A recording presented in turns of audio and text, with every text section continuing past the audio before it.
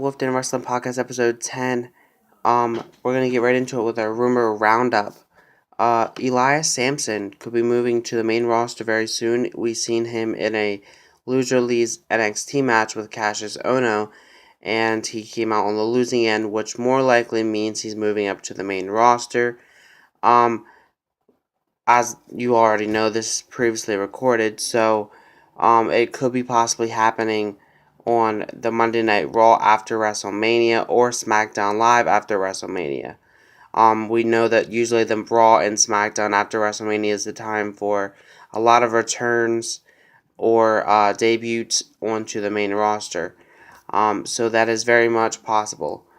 Also, another person is Nakamura could be moving up as well, which both of these people on the main roster would be absolutely amazing.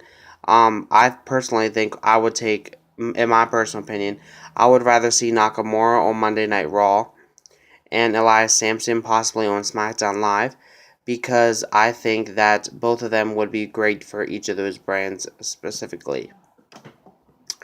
Number 3, Shelton Benjamin ready to return. Shelton Benjamin has been out on injury through a shoulder injury. He was supposed to return to SmackDown Live when they had the brand split.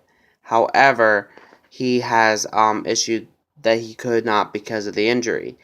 Now, he has been out for quite some time, so he could be ready to return any moment to SmackDown Live. Number 4, Mauro Ranallo may never return back to the WWE. Now, we all know that Mauro Ranallo is out for depression issues, which I know personally is very difficult to handle.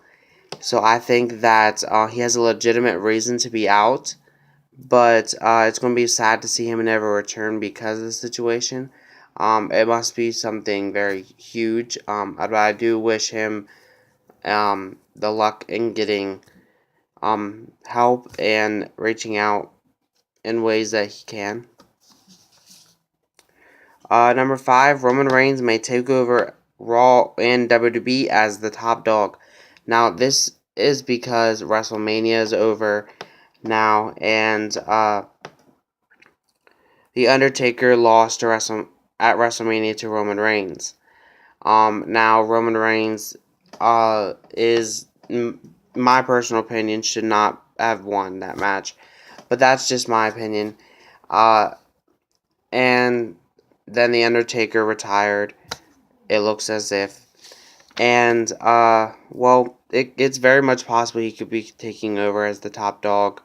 But, I don't think that this is going to be the case. I honestly think that someone else is going to come along and become the top dog compared to Roman Reigns. But that's just my opinion. Number 6, Asuka staying in NXT for a longer period of time. At NXT TakeOver Orlando, Florida, Asuka retained the NXT Women's Championship against Ember Moon. Now, that is not necessarily saying that she's staying in the company of NXT longer. It's just that it seems as if that's the case. However, there's no current person that I know of, and William Regal has even stated that he does not know who's next in line for Asuka, because Asuka's pretty much beat everybody on the NXT Women's roster currently. Now, the only one that I could think of that could be possibly next in line that she hasn't fought yet is Ruby Riott. However, Ruby Riott's just debuting, so I don't think that that's the case. Anyways, it's going to be interesting to see what they do next with Asuka's character, and who's next in line to fight her for the Women's Championship. And the last piece of rumor roundup is TNA expanding in ways that nobody understands and nobody expected. Jeremy Borash has even kind of hinted at this on the comments that he has stated. Now, I don't really understand what they mean by this. I could be because they're bringing in new people, they're bringing new management and new ways about the ring and all that. I don't know. I think that's what they mean by it, but who knows? And new partnerships, possibly. I don't know if that's what they mean, but if it is, it's kind of news in a way. Then if it is, but it's great. Great for them. Moving on to our news. WOS Wrestling partnership with TNA. They announced that they are in partnership with TNA. I know TNA is also a partnership with AAA, Mexican Wrestling Company, and that's great for them to have partnerships now. It's perfect. Aleister Black, or Tommy End, you might know him as, had his NXT debut at the NXT TakeOver against Andrade Cien Almas. Um, and his character looks like it's well developed. I think obviously they need to work a little bit more on the coming up with a backstory for him, but uh, I think his debut was awesome. It was great to see him in the ring and see what he can bring to the table. Number 3, the Hardy Boys returning to WWE at WrestleMania 33. This is huge news in a way because the Hardys were actually in TNA at one time and then they went to Ring of Honor and now they're in WWE. And they returned in the supposed to be triple threat ladder match. However, it became a fatal 4-way ladder match and the Hardy Boys actually won the the Raw tag titles. I'm sorry, and it's great. It's great to see the Hardy Boys back in WWE, and it's great to see where they go from here. I personally do not think that WWE should make them out to be like nobodies in a way because of they are huge names in the wrestling business, like they did with the Dudleys. No offense, but I think that the WWE treated the Dudley Boys when they came back like crap. Anyways, that's just my opinion. Moving on to The Undertaker retiring from wrestling. It seems as if The Undertaker has retired or has about ready to retire from in-ring competition after what happened at WrestleMania, him taking off his gloves and that after the match with Roman Reigns. I think it's very much possible that The Undertaker could be retiring from in-ring competition. I think he had a great long career, and I think that he's definitely a future Hall of Famer. And I could see, he made his mark in the business, and there's no doubt about that. But it's going to be sad to see him go. Number 5, Jim Ross signing 2-year contract with WWE. Now, I don't know if you guys took notice to this, but Jim Ross was actually at WrestleMania in the commentary. He was during the last match with Undertaker and Roman Reigns. He was a commentator, and nobody understood why. But I think I kind of touched on this that he was returning for that match.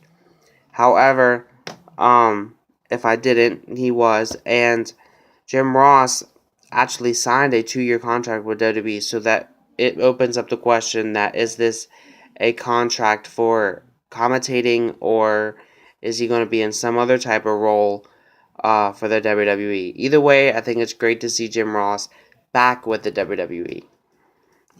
Number 6, the women's tournament this summer. They are already announced this kind of already, but I wanted to touch up on it. They have announced that a women's tournament will actually happen this summer, kind of similar to that of the Cruiserweight Classic and the British UK title tournament thing that they had.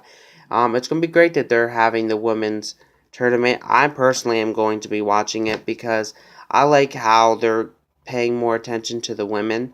I think that women deserve to have just as much spotlight on them as the men do in the wrestling company. Moving on, Drew McEntire returning to NXT and WWE. We seen him at NXT TakeOver Orlando in the crowd, but after that, it is stated that he actually signed a contract with NXT. So, it's good for him, but I think it's possibly going to eventually lead up into a reunion of the 3MB, possibly, or even just Drew McIntyre becoming a bigger face in the WWE than he was originally.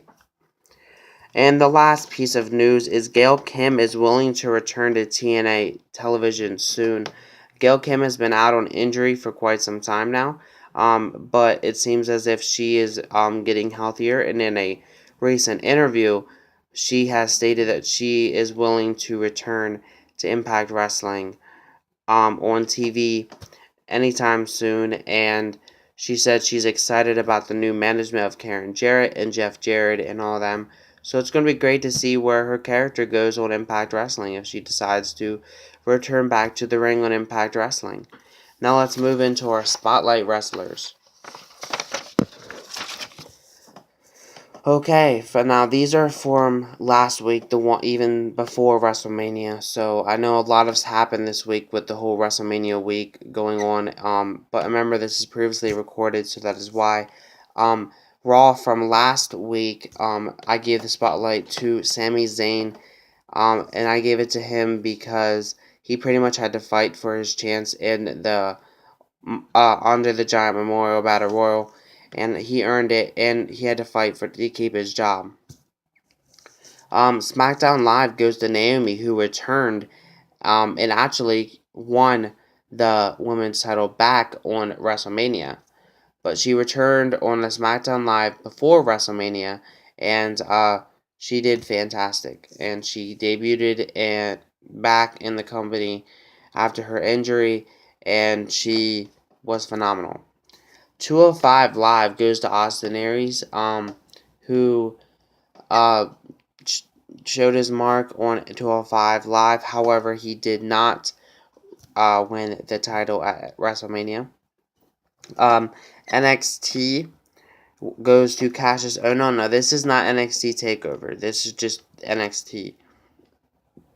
So Cassius Ohno, he took on Elias Sampson in a loser leaves NXT match, and he came out victorious.